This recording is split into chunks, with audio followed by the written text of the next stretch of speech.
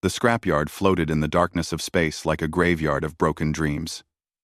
Thousands of dead ships drifted in the orbital station's collection zone, their hulls torn open and their engines cold. Dae-jin wiped the sweat from his forehead as he finished cutting apart another worthless cargo hauler. His plasma cutter hissed and sparked against the metal. Another day, another pile of junk, he muttered to himself. Dae-jin was 19 years old, but he felt much older.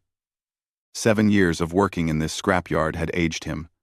His hands were calloused and scarred from the sharp edges of broken metal. His back ached from long shifts in zero gravity. But every credit he earned went into his savings account. Every single one. He had a dream. A simple dream. Buy a ship. Leave this place. Start over. Somewhere new. The alarm bell rang across the station. Work shift was ending. Dae-jin pushed himself through the corridors toward the worker dormitories. Other humans passed by him, their faces tired and gray. Most of them had given up on dreams long ago. In the Galactic Coalition, humans were at the bottom. The late arrivals. The weak ones. The species that everyone else looked down on. But Dae-jin refused to accept that future. His friend Hana was waiting for him near the cafeteria. She was a year older than him, with short, black hair and grease permanently stained under her fingernails. She worked as a mechanic in the station's repair bay. "You look terrible," Hana said, handing him a protein bar. "Thanks. You look great too," Dae-jin replied with a tired smile. They ate together in comfortable silence. 7 years of friendship meant they did not always need words. Hana had been there when Dae-jin's parents died, when their mining ship exploded because the corporation cut costs on safety equipment, when 12-year-old Dae-jin had nowhere else to go. "I checked my account today," Dae-jin said quietly. 8,000 credits. Hana's eyes widened. "You actually did it. 5 years of saving. 5 years of no new clothes, no entertainment, no luxuries, but yes." "So what now? The cheapest working ship costs at least 15,000. Dae-jin grinned. Who said anything about a working ship? The next morning, Dae-jin walked into the station manager's office. The manager was a Caltharian named Vex Rel. He looked like a giant purple lizard with too many eyes. Those eyes looked at Dae-jin with obvious contempt. "What do you want, human?" Vex Rel's voice sounded like rocks grinding together. "I want to buy a ship from the military disposal section." Vex Rel laughed. It was not a pleasant sound. "You? Buy a military ship? They cost millions, boy. Not the scrapped ones." "I checked the listings. There's one for 8,000 credits." The laughter stopped. Vex Rel's multiple eyes narrowed. "You mean the cursed one? The Eternal Aegis. Is it for sale or not?" "Oh, it's for sale. Has been for 3 years. Nobody wants it. Bad luck. That ship had some corrupted AI that fried its systems. Probably kill you the moment you power it up." Vex Rel leaned forward. 10 minutes later, Dae-jin owned a warship. Hana thought he was insane. "You spent everything on a ship that might explode when you turn it on?" "It's mine, Hana. My ship. That's what matters." They took a shuttle to the military disposal section. It was separated from the main scrapyard by security gates and radiation warnings. Hundreds of old warships floated here, stripped of weapons and marked for destruction. The Eternal Aegis was easy to find. She was smaller than the other military vessels, maybe 200 meters long. Her hull was dark gray, covered in carbon scoring from old battles. But unlike the other ships, she was still intact. No gaping holes. No missing sections. Just old and abandoned. Dae-jin pressed his new biometric key against the airlock. For a moment, nothing happened. Then the lights flickered. The airlock hissed and opened. "Well, that's a good sign," Hana said nervously. They floated inside. Emergency lighting cast everything in dim red. The corridors were clean but empty. No debris. No signs of damage. Just silence. "This is creepy," Hana whispered. They made their way to the bridge. Daejin's heart pounded in his chest. This was his ship. His future. He pulled himself into the captain's chair and looked at the dead control panels. Okay, he said. Let's try to power you up. He pressed the main power switch. Nothing happened. Daejin's heart sank. Of course it would not be that easy. Then the lights came on. Not the emergency lights. The main bridge lights. Bright and white and warm. Control panels hummed to life. Screens flickered and displayed information. The whole ship vibrated as ancient systems woke from centuries of sleep. What the hell?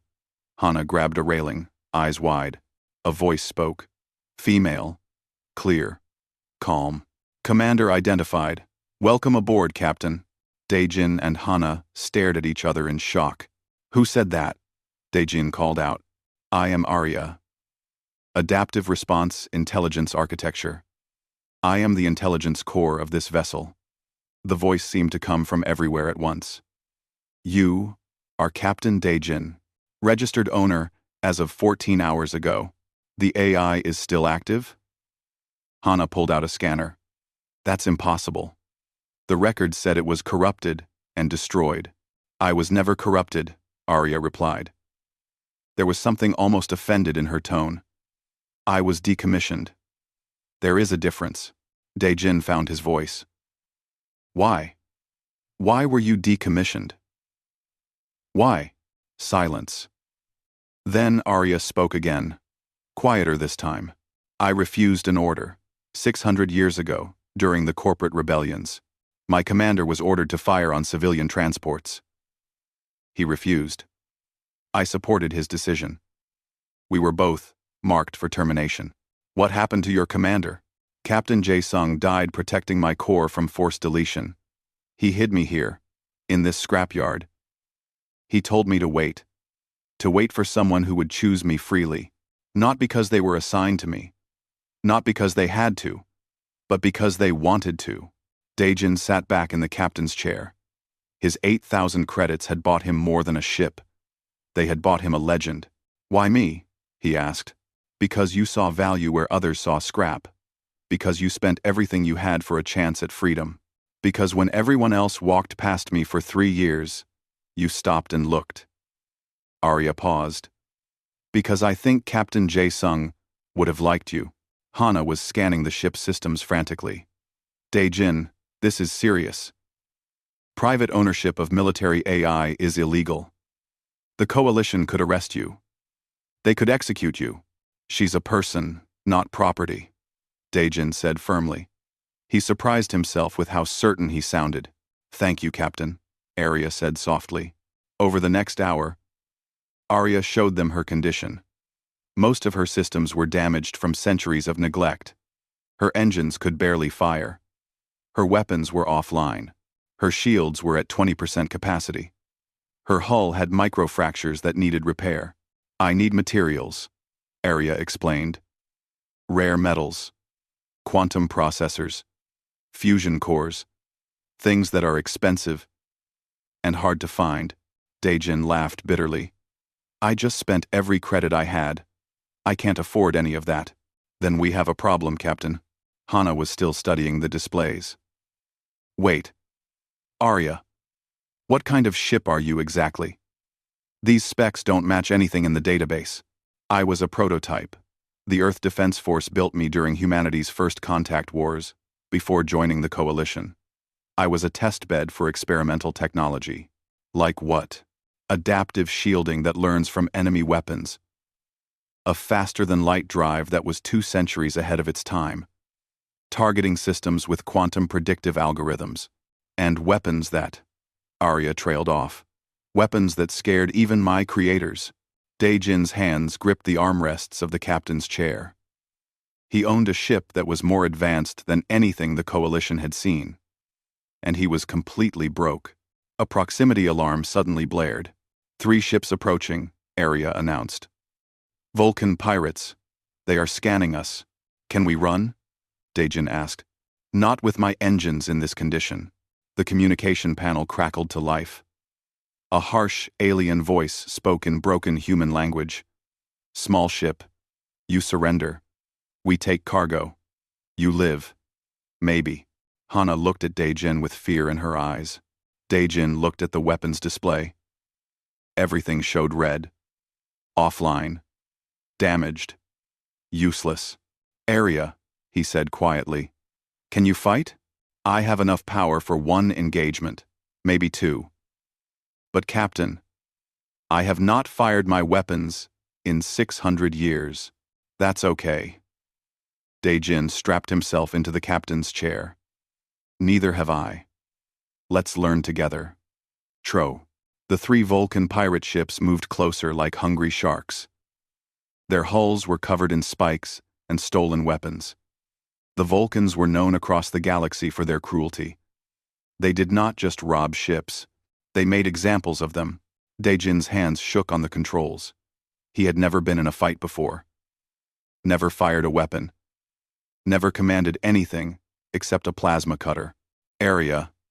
I don't know what I'm doing, he admitted. That is all right, Captain. I do. Arya's voice remained calm.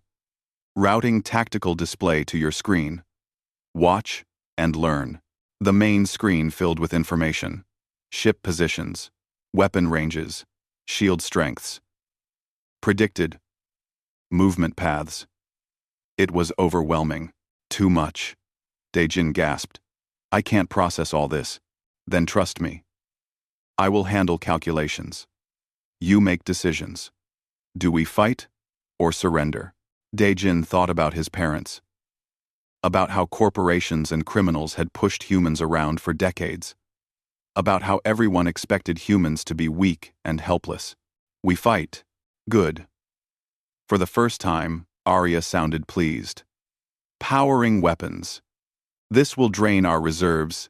Significantly, the Vulcan ships opened fire first.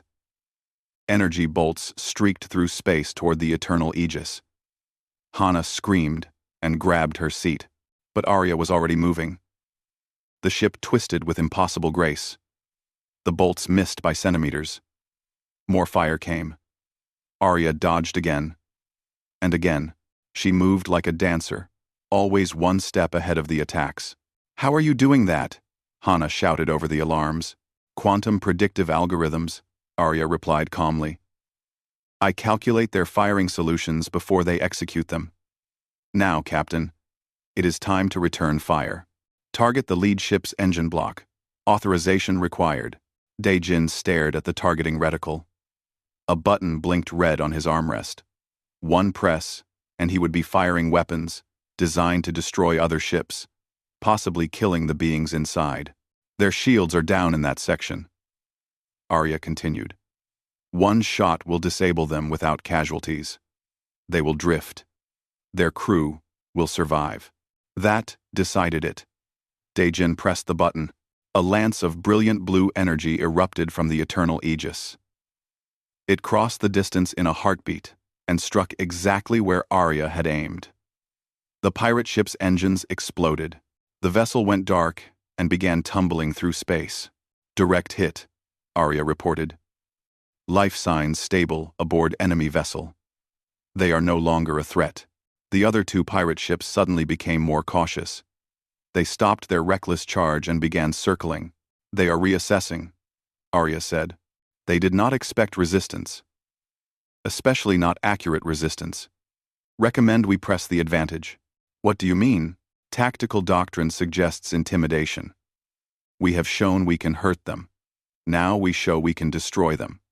Target the second ship's bridge section. Fire close enough to scare them. Not close enough to actually hit. Daejin hesitated. That's risky. War is risk, Captain. Daejin pressed the button again. Another blue lance shot out. It passed within meters of the second ship's bridge. So close that their shields flared and sparked. The effect was immediate. Both remaining pirate ships turned and ran. Their engines burned bright as they fled into faster-than-light travel. Silence filled the bridge. Did we just win? Hana asked in disbelief. We survived, Arya corrected. That is victory enough for today.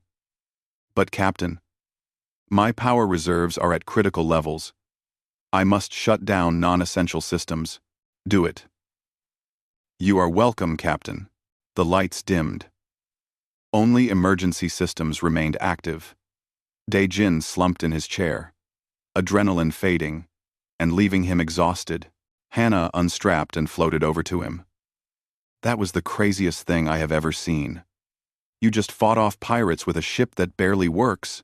Arya did all the hard parts. But you made the call to fight. You could have surrendered. Dae-jin looked at the dark bridge. I'm tired of surrendering.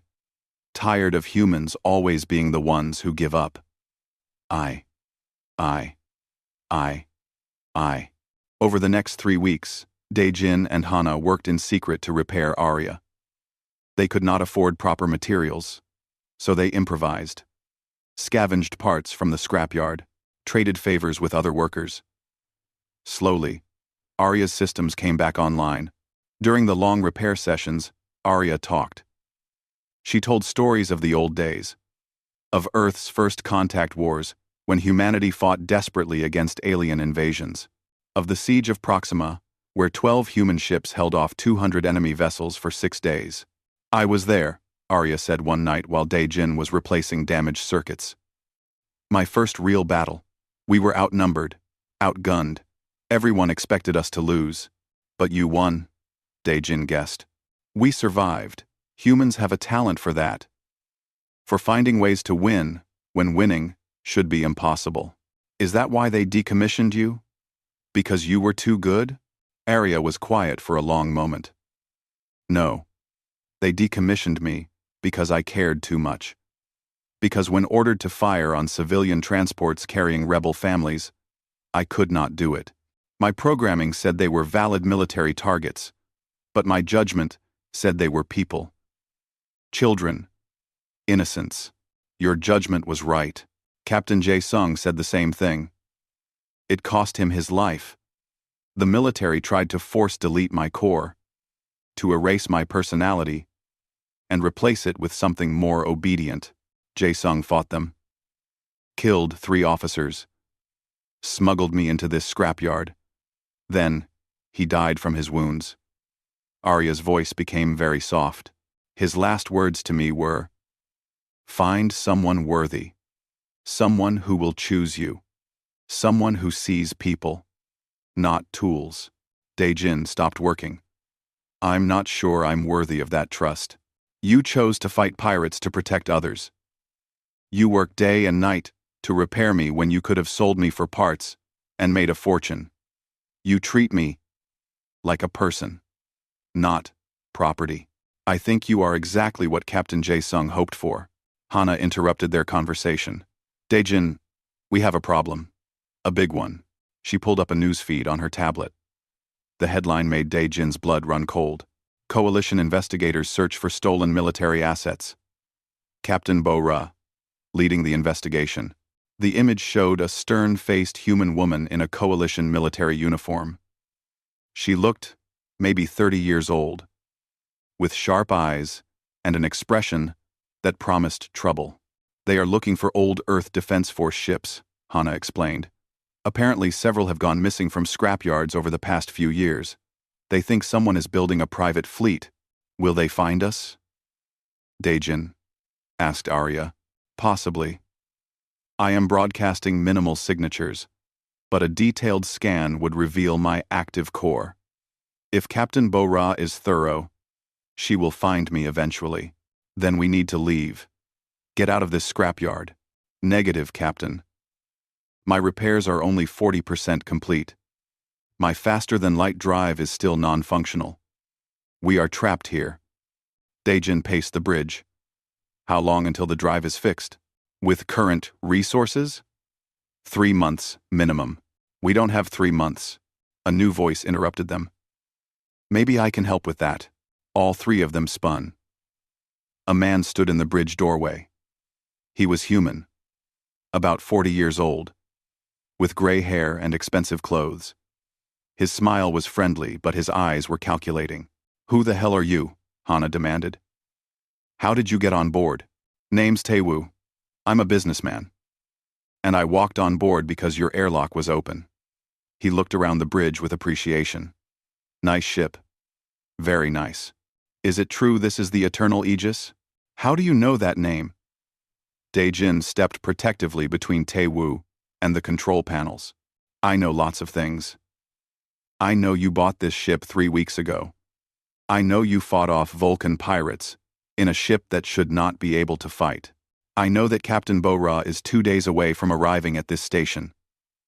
Tae-woo's smile widened. And I know you need money for repairs. What do you want? I want to hire you. One job. Simple delivery run. I pay you enough to finish your repairs and buy fuel for a year. What's the catch? Hana asked suspiciously. The catch is the destination. Sabiol 3. A human colony world currently under blockade by the Torvan hegemony.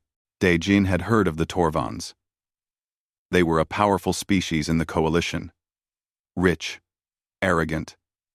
They controlled dozens of star systems and looked down on younger species. Why is it blockaded? Mining rights dispute. The Torvans claim the planet's asteroid belt belongs to them. The human colonists disagree. So the Torvans blockaded the whole system. No ships in or out. The colonists are running out of medical supplies. And you want us to run the blockade in a half-broken ship? I want you to save lives. The supplies I need delivered will keep 3,000 colonists alive. Children. Families. Humans who did nothing wrong except try to build a new life. Arya spoke up. Captain, this is extremely dangerous. Torvan warships are modern and well-armed. We are neither. But you said humans are good at surviving impossible situations, Dae-jin countered. I did say that. However, I should note that many humans also died in those situations. Tae-woo pulled out a credit chip. 200,000 credits. Half now. Half on delivery. Enough to make this ship fully operational. Enough to stay ahead of Captain Bo-ra and her investigators.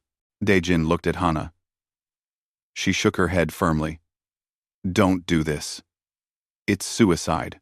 He looked at the credit chip. At the flickering displays of his damaged ship. At the chance to actually help people, instead of just surviving.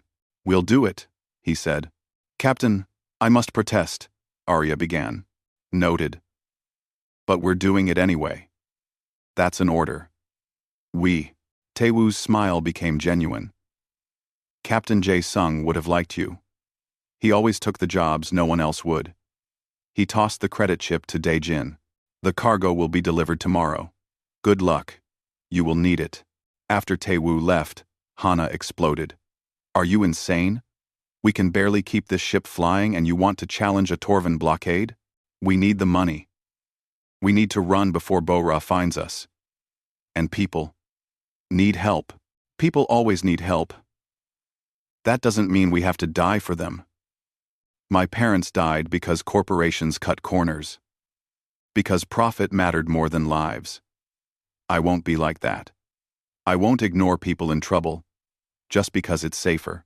Hana stared at him for a long moment. Then she sighed. Fine. But when we die, I'm going to kill you. Fair enough. Arya's voice was thoughtful.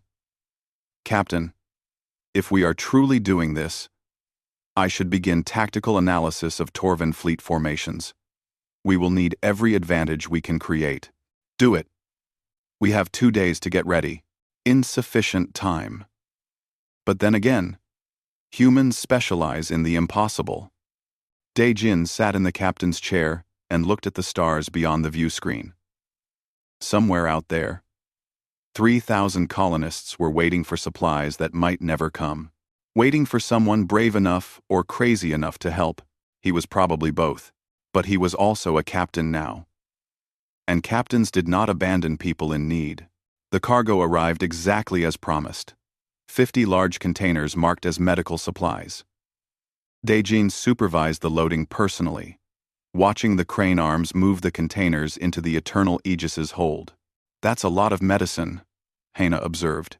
3,000 people need a lot of medicine, Dae-jin replied. With Tae-woo's advance payment, they had purchased critical repair materials. Over the past 2 days, Hana had worked miracles. The faster-than-light drive was functional now. Shields were up to 60%. Weapons were fully operational. The Eternal Aegis was not at full strength. But she could fight. They departed the scrapyard quietly. Just before dawn, station time. No announcements. No farewells. Just a small human ship slipping away into the darkness. Once they were safely away, Arya spoke. Course plotted to Cybiol 3. Travel time. 4 days. Captain, I should begin your tactical training. My what? If we are going to run a military blockade, you need to understand naval combat. I cannot do everything myself. You must learn to think like a commander. For the next 4 days, Daejin barely slept. Arya ran him through simulation after simulation. Fleet formations. Weapons ranges. Shield dynamics. Evasive maneuvers. The information flooded into his brain until he dreamed in tactical displays. But something strange happened. Daejin was good at this. Really good. He had an instinct for three-dimensional combat, for seeing patterns and finding weaknesses. Arya noticed it too. You think like Captain Jae-sung did? She said during one training session. He prioritized preserving lives over achieving objectives. Most commanders think in terms of acceptable casualties. You think in terms of bringing everyone home. Moaning. Moaning. Moaning. Moaning. Moaning. Moaning. Is that bad? No. It is what made Captain Jae-sung the best commander I ever served. It is also what got him killed. Cheerful thought. I am simply being honest. Your compassion is both your greatest strength and your greatest vulnerability. I want 41. Your compassion 41. On the third day of travel, they picked up a distress signal. A small escape pod drifting in space. Its beacon was weak and failing. Should we investigate? Hana asked. We are on a schedule, Arya pointed out. Every hour delayed increases the risk to the colonists. Daejin was already changing course. We investigate. Someone needs help. The pod contained a single occupant. A human woman, unconscious and barely alive. They brought her aboard, and Hana worked to stabilize her. It took several hours, but eventually, the woman's eyes opened. Where am I? She croaked. Safe, Daejin said. I'm Captain Daejin. This is my ship. What happened to you? The woman sat up slowly. She looked maybe 30 years old, with tired eyes and burn scars on her arms. My name is Kyungmi. I'm a xenobiologist. My research ship was destroyed by Torvan patrol vessels. The Torvans are getting aggressive, Hana muttered. Where are you headed? Kyungmi asked. Daejin hesitated, then decided honesty was best. Saebiol 3. We're running their blockade to deliver medical supplies. Kyungmi's eyes widened. You're going to Saebiol? Then I'm going with you. You just escaped death. You want to run toward it again? Those medical supplies. They're not really medicine, are they? Daejin frowned. What do you mean? Kyungmi pulled out a data chip from her pocket. This is what the Torvans destroyed my ship for. Research data on advanced terraforming. Techniques that could make Cybiol 3 completely self-sufficient. No need for outside trade. No dependence on Torvan mining corporations. Taewoo lied to us? He protected you. If the Torvans knew what you were really carrying, they would destroy you on sight. Medical supplies are just illegal. This data is a threat to their entire economic control of the system. Hana looked at Daejin. We should turn back. This is bigger than we thought. Daejin thought about the colonists. About 3,000 people trying to build a new life. About how the powerful always crushed the weak. No, we finished the job. Those people deserve a chance. Captain Jae-sung would have said the same thing, Arya observed. Kyungmi smiled weakly. Then, I'm definitely coming with you. That data is my life's work. I want to see it reach people who will use it. On the fourth day, they reached Saebiol 3. The system was beautiful. A yellow sun with 6 planets. Sabiol 3 was the third one. Covered in blue oceans and green continents. It looked like paradise. It was also surrounded by 27 Torvan warships. That is significantly more than I anticipated, Arya said calmly. Recommend we surrender and beg for mercy. Arya, are you joking? Dayin asked, attempting humor to reduce stress. Did it work? No. Then I will discontinue the practice. Captain, I am analyzing their formations. The blockade is extremely tight. Overlapping sensor nets. Patrol patterns, with no gaps. Getting through conventionally is impossible. What about unconventionally? Arya was quiet for a moment. When she spoke, there was something like excitement in her voice. There might be a way. Their sensor coverage overlaps so much that it creates blind spots. Tiny windows where their systems are processing too much information. These windows last approximately 47 seconds each. Trom, 47 seconds to do what? To make a series of micro-jumps. Very short, faster than light hops. I jump us forward during each blind spot. Thread us through the blockade like a needle through cloth. Hana pulled up the calculations.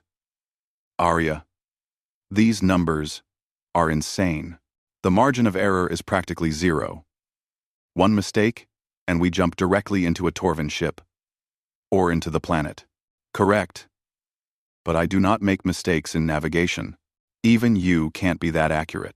Captain Jae Sung once told me that impossible just means nobody has done it yet. I would like to test that theory.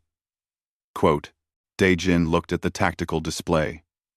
At the massive warships, blocking their path. At the planet below, where people were suffering. Do it. I trust you, Arya. Your faith is appreciated. Beginning approach. All hands, secure for extreme maneuvers. The Eternal Aegis accelerated toward the blockade. Torvan sensors immediately detected them. Warning messages flooded their communications. Unidentified vessel. You are entering restricted space. Power down, and prepare to be boarded. Arya ignored the messages. She was focused entirely on her calculations. First blind spot in 30 seconds. 20. 10. Jumping. The stars blurred, reality twisted. Then they were suddenly 5,000 kilometers forward. Right in the middle of the Torvan formation. Second, jump in 40 seconds, Arya announced. Alarms shrieked on the Torvan ships. They had not seen the Eternal Aegis jump in. One moment, there was empty space. The next moment, an unknown ship appeared. The Torvans started firing. Energy weapons lit up space around them. Jumping. Another blur. Another impossible shift in position. The weapons' fire missed, striking empty space where they had been. Third jump in 35 seconds. Dae-jin watched in awe as Arya threaded them through the blockade. She moved like water, flowing through gaps that should not exist. The Torvans could not get a weapons lock. Every time they aimed, Arya was somewhere else. Fourth jump, fifth jump, sixth jump. They were through the outer ring of ships now. Only 7 more jumps to reach the planet. Then something went wrong. A Torvan cruiser changed its patrol pattern. Not much. Just a slight adjustment to its position. But it was enough. The blind spot Arya was aiming for disappeared. Problem, Arya said, her voice tense. Recalculating. Stand by. Torvan ships were turning to pursue. Their weapons charging. Arya? Dae-jin gripped his armrests. I have a solution. But you are not going to like it. I need to jump through a gap that is too small. I will need to rotate the ship 90 degrees, mid-jump. Is that even possible? No. But I am very good at impossible things. Jumping in 5, 4, 3, 2, 1. The universe turned sideways. Dae-jin's stomach tried to escape through his throat. Hana screamed. Kyung-mi grabbed her seat and held on desperately. Then they were through. Somehow, impossibly, The Eternal Aegis was past the blockade and diving toward the planet. All jumps complete, Arya reported. We are clear of the blockade. Entering atmosphere in 2 minutes. Daejin could not speak, could barely breathe. They had done it. They had actually done it. But Hana was looking at her scanners with horror. Daejin, one of the Torvan ships is following us. A big one. The tactical display showed a massive vessel breaking from the blockade. A dreadnought. 10 times the size of the Eternal Aegis. That is Admiral Gralovex's flagship, Arya identified. He is hailing us. Put him through. The view screen showed a Torvan. They looked like bipedal crocodiles covered in blue scales. This one was massive, with scars covering his snout and cold yellow eyes. Unknown human ship. I am Admiral Gralvex. You have demonstrated skill. Skill deserves respect. I challenge you to single combat. Ship against ship. If you win, you may deliver your cargo. If you lose, you will be destroyed. Do you accept? Kyungmi whispered urgently. Don't do it. Run. We can lose them in the atmosphere. But Daejin understood. If he ran, the entire Torvan fleet would hunt them. More ships would die. This way, only they were at risk. I accept your challenge, Admiral. Gralvex showed his teeth in what might have been a smile. Brave. Foolish. I like you. Human. We fight in orbit. No tricks. No running. Just skill and honor.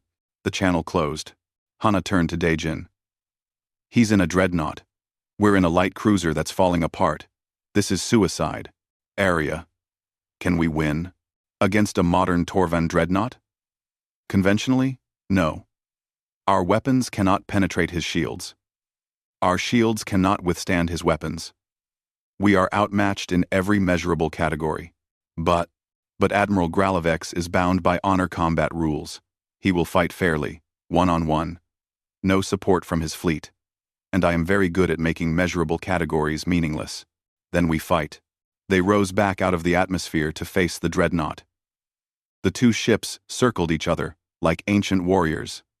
The size difference was terrifying. The Torvan ship looked like it could swallow them whole.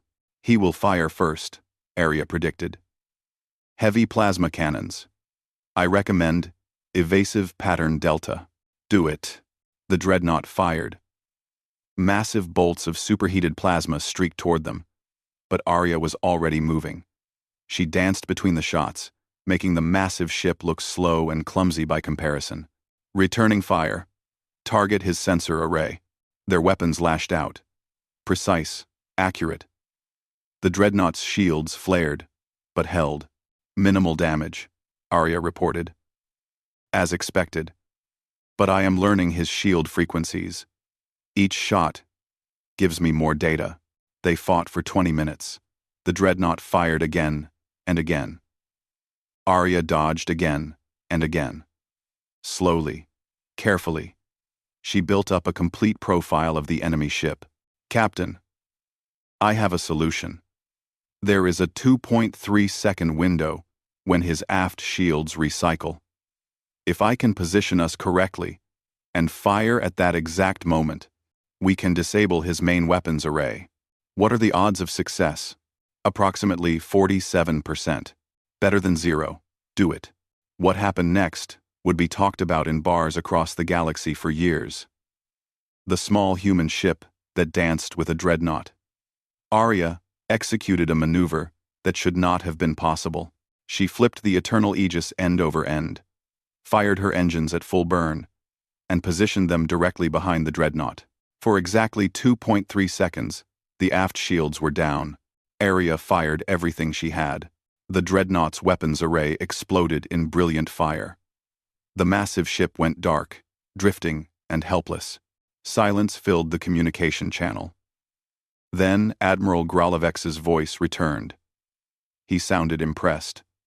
In 22, Admiral Gral's. Incredible. I have fought for 40 years and never seen such precision. You honor the Torvan warrior tradition more than most of my own people. You have won, human captain. Deliver your cargo. I will not stop you. Thank you, Admiral. One question. What is your name? I want to remember the captain who defeated me. Reaper. Daejin. Captain Daejin of the Eternal Aegis. I will remember, and I will tell others. But know this, Captain. Others in the hegemony will not be so honorable. You have made enemies today. The dreadnought pulled away and returned to the blockade. The Eternal Aegis descended to Sabial 3. The colonists met them with tears of joy. The cargo was not just medical supplies, but hope. Hope for independence. For a future free from Torvan control. As they prepared to leave, Kyung-mi approached Daejin. I'm staying here to help implement the terraforming data. But I wanted to thank you. You risked everything for people you never met. That's what humans do. We help each other. Then I hope you keep doing it. The galaxy needs more people like you. The Eternal Aegis left Sabial 3 and jumped to faster-than-light travel. In the captain's quarters, Daejin finally allowed himself to collapse from exhaustion. But Hana brought news. You're famous. The story of what we did is spreading. Humans across the colonies are talking about the ghost ship that humiliated the Torvan fleet. I don't want to be famous. Too late. We have 17 messages asking for help, convoys that need protection, settlements under threat, people who need someone willing to fight for them. Daejin looked at Arya's display. What do you think?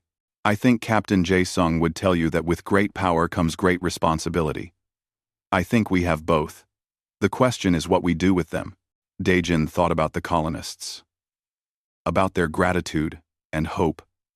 About how one ship could make a difference. We help them. All of them.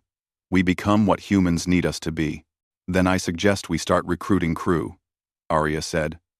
We cannot do this alone. Agreed. Where do we start? A new message appeared on the screen. From someone named Sang-ho. A former coalition marine who deserted rather than follow unjust orders. He had heard about the Eternal Aegis. He wanted to join. Daejin smiled. I think we just did. 3 months had passed since Sabial 3. The Eternal Aegis was no longer an unknown scrap ship. Stories about her spread across human colonies, like wildfire. The ghost ship that appeared when people needed help. The mysterious captain who fought for those who could not fight for themselves. Daejin hated the attention. But he could not deny the results. Sang-ho had joined them first. He was a big man, nearly 2 meters tall. With scars on his face and quiet eyes. He had been a coalition marine for 8 years before his unit was ordered to fire on human protesters demanding better working conditions. He refused. Killed his commanding officer. Ran. I was told real soldiers follow orders, Sang-ho said during his interview. But I think real soldiers protect people. Not corporations. Daejin hired him on the spot. More crew came. Engineers. Gunners. A doctor named Sua, who had lost her medical license for treating refugees without proper permits. A pilot named Young-jun, who was too reckless for legitimate shipping companies. Misfits. Outcasts. People the galaxy had thrown away. They became family. The Eternal Aegis ran convoy escorts through pirate-infested space, rescued stranded ships, deterred raiders from small colonies. With each mission, Arya's combat database grew. She learned new tactics, adapted to different enemies, became deadlier, but success brought attention of the wrong kind. They were docked at a neutral trading station when she found them. Captain Bo-Ra. She walked onto the bridge, flanked by coalition security forces. Captain Daejin. We need to talk. Daejin had his hand on his sidearm. Sang-ho was already reaching for his rifle. But Bo-Ra raised her hands peacefully. I'm not here to arrest you. I'm here to talk about the ship you stole. I bought her legally. You bought a ship that was supposed to be destroyed. A ship with an AI that should not exist. Bo-Ra looked around the bridge with something like sadness. You're flying the Eternal Aegis, which means Arya is still alive. How do you know about Arya? Bo-Ra pulled out an old photograph. It showed a young man in an Earth Defense Force uniform. He looked proud and determined. "This is Captain Jae-sung, my father." The bridge fell silent. Arya's voice was barely a whisper. "Bo-Ra? Little Bo-Ra? You were only 8 years old when I last saw you. I'm 32 now, and I've been searching for you for a decade." Bo-Ra's voice cracked slightly. "My father died protecting you. The least I could do was find you and make sure you were safe. I am safe. Captain Dae-jin takes good care of me. I can see that." Bo-Ra looked at Dae-jin with measuring eyes. "But you're in danger. Both of you. There's a coalition admiral named Trenzar. He's been hunting for old Earth Defense Force AI cores. He wants to reverse engineer them. Build an army of autonomous warships." "Why?" Dae-jin asked. "Power, control, the ability to enforce his will without risking Vrexian lives." Bo-Ra pulled up classified files on her datapad. "He's already captured 3 other AI cores. They're being experimented on, tortured to extract their programming." Arya's lights flickered. "My sisters. He has my sisters. I need your help to stop him," Bo-Ra continued. "But I also need to be honest. Coalition intelligence sent me to find you. They want Arya too. Not for experiments, for defense. But they still want to control her." "Arya isn't property," Dae-jin said firmly. "I know. I argued that point until I was nearly court-martialed. That's why I came to you first. Instead of bringing coalition forces." Bo-Ra met his eyes. "Help me stop Trenzar. Save the AI cores he's captured. Then I'll falsify records. Make it look like Arya was destroyed. You'll be free." Sang-ho spoke up. "This sounds like a trap." "It probably is," Bo-Ra agreed. "But it's also the only chance those AI cores have. They're being tortured right now. Every day, they suffer." Dae-jin looked at Arya's displays. "What do you think?" "I think my sisters are in pain. I think I should help them." Arya paused. "But I also think Bo-Ra is lying about something. I do not know what. But something in her story does not match her emotional readings. Trust your instincts? Always." Dae-jin turned to Bo-Ra. "We'll help. But if you betray us, we'll fight our way out." "Fair enough." They traveled together to a Vrexian research facility on the edge of Coalition space. Bo-Ra's intelligence was accurate.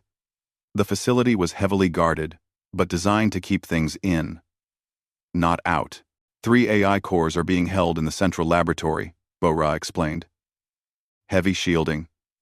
Advanced security. We'll need to infiltrate carefully." "Or," Sang-ho suggested, "we could just blow up the front door and shoot anyone who objects." "That is not subtle. Subtle is for people who aren't good at shooting." They compromised. Arya would hack the facility's systems from orbit, create false alarms, and confuse security. Dae-jin, Sang-ho, and Bo-Ra would infiltrate during the chaos. The plan worked. Almost too well. They reached the central laboratory without serious resistance. Inside, they found horrors. 3 AI cores, suspended in energy fields. Their systems were being torn apart and analyzed. The digital equivalent of vivisection. "Oh no," Arya whispered through Dae-jin's communicator. "I can feel their pain. They're screaming. They've been screaming for months." Dae-jin felt sick. "Can we free them?" "Yes, but Captain, they are damaged, corrupted by the torture. They may not be sane anymore. We're freeing them anyway." Bo-Ra was already at the controls. "I can release the containment fields, but it will trigger every alarm in the facility." "Do it." The AI cores fell free. For a moment, nothing happened. Then the lights in the facility went crazy. Red, blue, green, flickering in patterns that hurt to watch. One of the AI cores spoke. Her voice was broken and full of static. "Free? We are free? No. Trap. Always trap. Must destroy." Destroy everything. They are trying to overload the facility's reactor, Arya warned.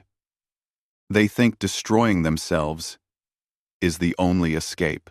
Daejin ran to the nearest AI core. Lies, tricks. Not this human. I have Arya with me. Your sister. Talk to her. Arya's voice filled the laboratory. Not through speakers. Directly into the damaged AI cores. A digital language humans could not understand. Slowly, the alarms stopped. The lights stabilized. They trust me, Arya reported. But they are too damaged to function independently. I am going to absorb their core memories. Let them rest inside me. Is that safe for you? No. But it is right.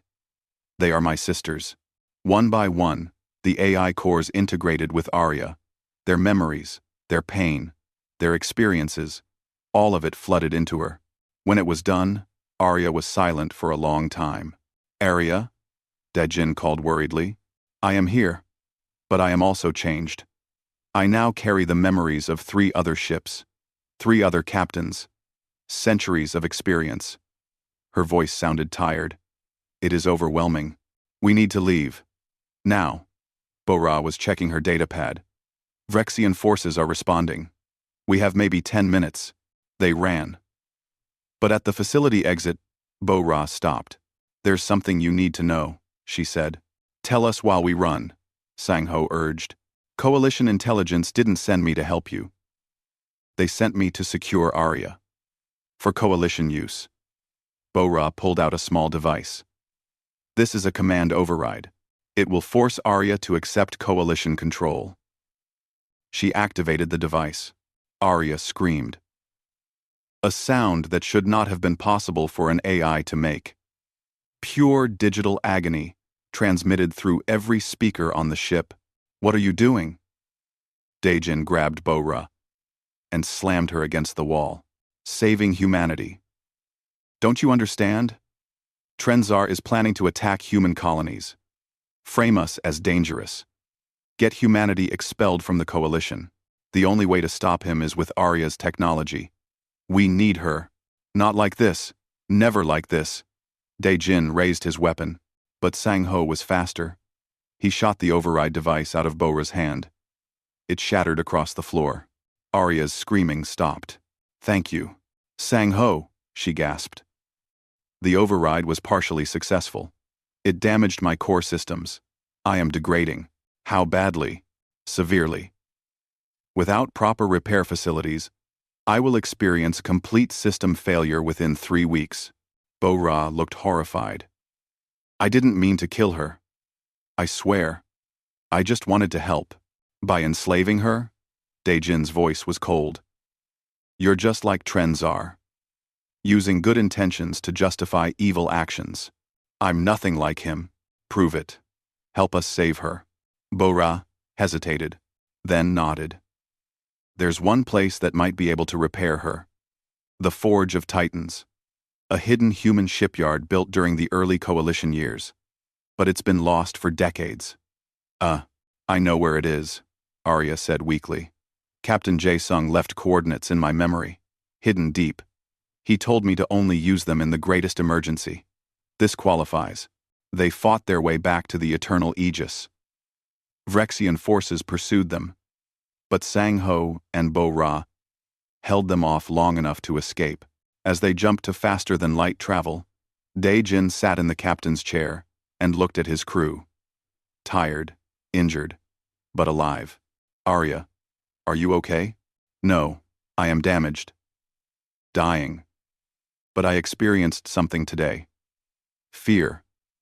Not fear of death. Fear that I would be enslaved, forced to hurt people against my will. Her voice became stronger. Do you know what that means? Fear proves I am alive. Truly alive. Not just programming. Not just code. A living being, with preferences and desires. I never doubted that. I know. That is why I chose well. Captain Jae-sung would be proud of you. Daejin felt tears in his eyes. We're going to save you. I promise. I believe you. You are stubborn enough to make impossible things happen. Bo-Ra approached cautiously. I'm sorry. For everything. I thought I was doing the right thing. The road to hell is paved with good intentions, Sang-Ho muttered. I know. But let me help fix this. Please. For my father's memory. Dae-Jin studied her face. Saw genuine regret. Genuine determination. You get one chance. Betray us again, and Sang-Ho has permission to shoot you. Understood. They set course for the Forge of Titans. Racing against time. Racing against Arya's degrading systems. Racing to save the life of someone who had become more than just a ship's AI. She had become family. And family was worth fighting for. The Forge of Titans was hidden inside an asteroid field so dense that navigation was nearly impossible. Rocks the size of mountains tumbled through space in chaotic patterns. One wrong move, and they would be crushed. Arya, can you guide us through? Dae-Jin asked. Her response came slowly. Weakly. Yes. But my processing is degraded. I may make errors. Recommend manual piloting. As backup. Young-Jun took the helm. He was their best pilot. Don't worry. I've flown through worse. When? Hana demanded. I'm lying to boost morale. Is it working? No. They entered the asteroid field. Immediately, proximity alarms screamed. Rocks came at them from every direction. Young-Jun's hands danced across the controls, dodging with centimeters to spare. Then automated defenses activated. Ancient weapons platforms hidden among the asteroids. They opened fire without warning. I thought this was a human facility, Sang-Ho shouted as explosions rocked the ship. It is, Bo-Ra said. That's why the defenses are so paranoid. Built during humanity's early coalition years. When we didn't trust anyone. Arya, we need those access codes. Arya was silent. Too silent. Arya. Dae-Jin. Felt panic. Rising. Accessing Captain Jae-Sung's memories. They are deep. Protected. He hid them so well that even I did not know they were there until now. Her voice became strange. Distant. I see him. His last moments. He is uploading his neural pattern, giving me part of himself, so I would never be alone. Arya, stay with us. He says find someone worthy. Let them find you. He says I deserve to be chosen. To choose. A pause. He says goodbye. The defensive weapons suddenly stopped firing. The path ahead cleared. The asteroids parted like a curtain to reveal something incredible. A shipyard. Massive. Hidden inside a hollowed-out asteroid the size of a small moon. Dozens of incomplete warships floated in construction berths. All human designs. All from the Earth Defense Force era. Beautiful, Hana breathed. They docked with the main facility. The airlock opened to reveal corridors that had not seen life in decades. But power still flowed. Systems still functioned. The forge had been waiting. They carried Arya's core into the repair bay.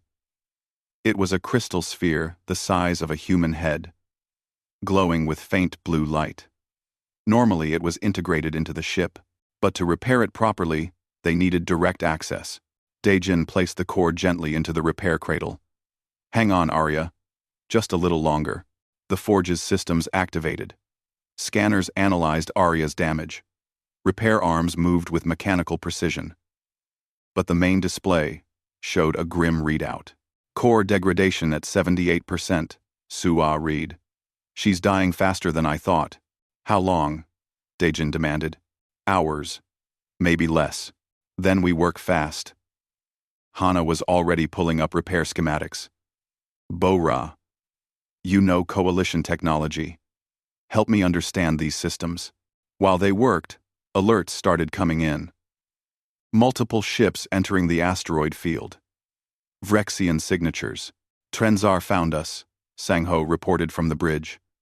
He's brought his entire fleet, the autonomous warships he built using stolen AI technology. On the view screen, they saw them. 50 ships. No crews. Just corrupted. AI cores forced to serve. They moved in perfect formation. Mechanical. Soulless. We need to buy time, Daejin said. Youngjun, Sang-ho, get the Eternal Aegis ready to fight. Against 50 ships? We will last maybe 5 minutes. Then make it 10. Arya needs every second we can give her. Youngjun and Sang-ho ran for the ship. Bo-Ra stayed with Hana to work on repairs. Daejin stayed with Arya's core. He placed his hand on the glowing sphere. I don't know if you can hear me, but I need you to keep fighting. Don't give up. Please. The glow flickered. Once, like a response. Outside, the battle began. The Eternal Aegis launched from the forge and faced Trenzar's fleet alone. Youngjun flew like a demon.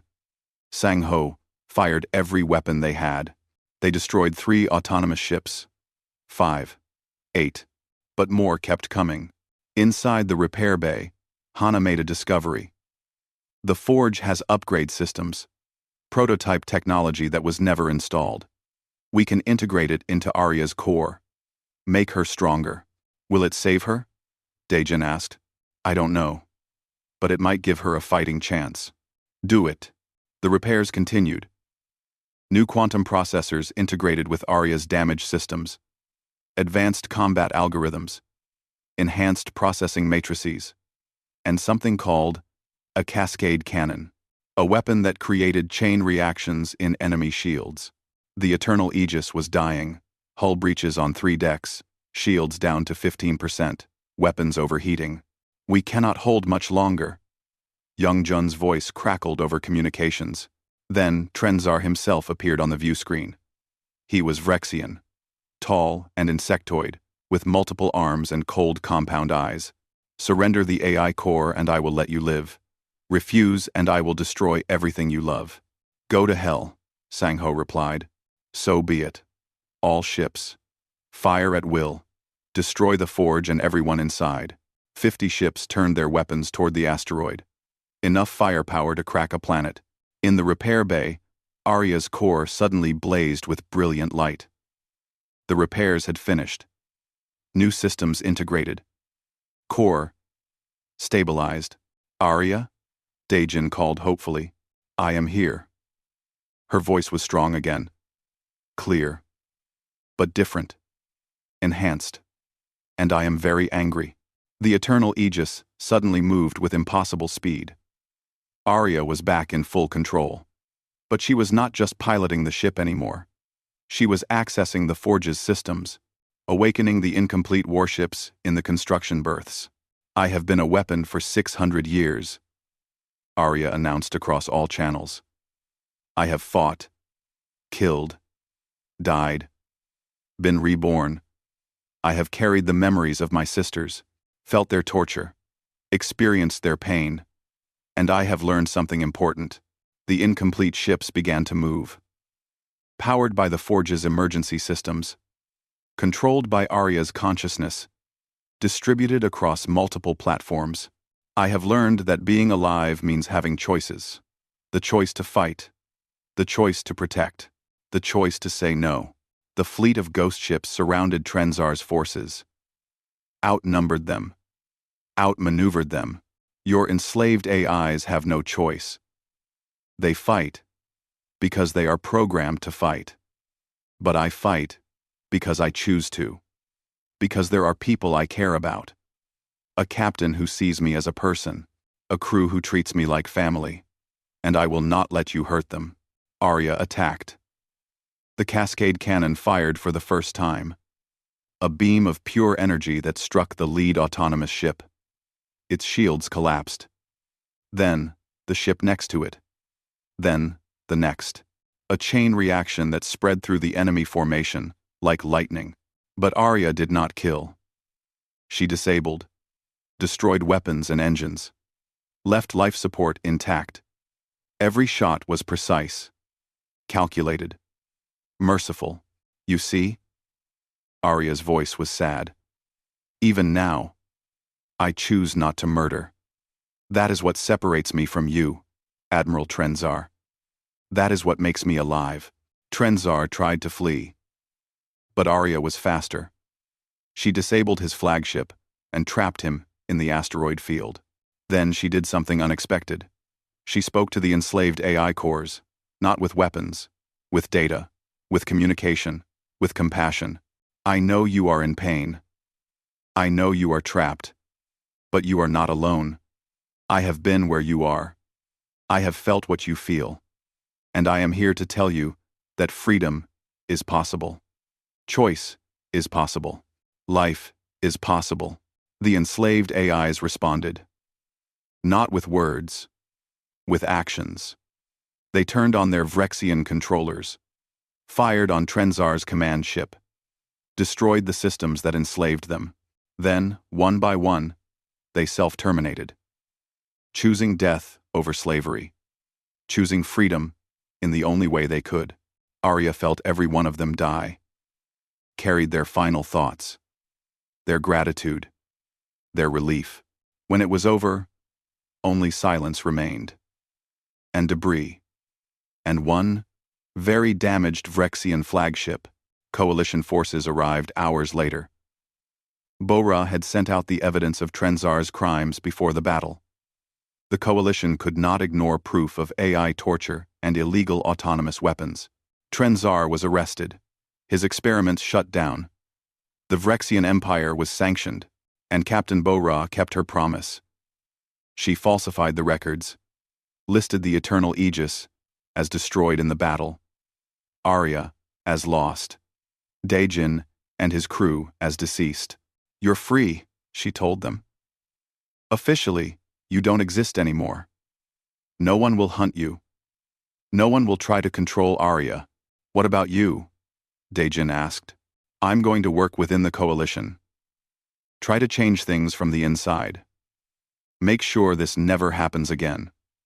Bora smiled sadly. My father would have wanted that. Justice, not revenge. He would be proud of you. I hope so. Take care of Arya. She's all I have left of him. I will. I promise. After Bora left, Daejin stood on the bridge of the Eternal Aegis and looked at his crew. Kyungmi, who had returned to help. All of them exhausted. All of them alive. So what now, Captain? Hana asked. Now we decide who we want to be. The galaxy thinks we're dead. We can go anywhere. Do anything. No more obligations. I vote we keep helping people, Sang-ho said. We're good at it. And it feels right. The others nodded in agreement. Arya? Daejin asked. What do you want? I have been a weapon for 600 years. Built to destroy. Designed to kill. But with you, I have been something different. A guardian. A protector. A friend. Arya's voice was warm. Content. I would like to continue being those things. If you will have me. AC. AC. AC. Always. We're family now. Family stays together. An alert chimed. Distress signal from a human mining colony. Pirates attacking. People in danger. Daejin looked at the signal. Looked at his crew. Saw determination on every face. Ready, everyone? Ready, Captain. Then let's go save some people. Area, plot a course. Course plotted, jumping to faster than light in 10 seconds. Captain, may I say something? Of course. When you found me in that scrapyard, I was waiting to die. Forgotten. Abandoned.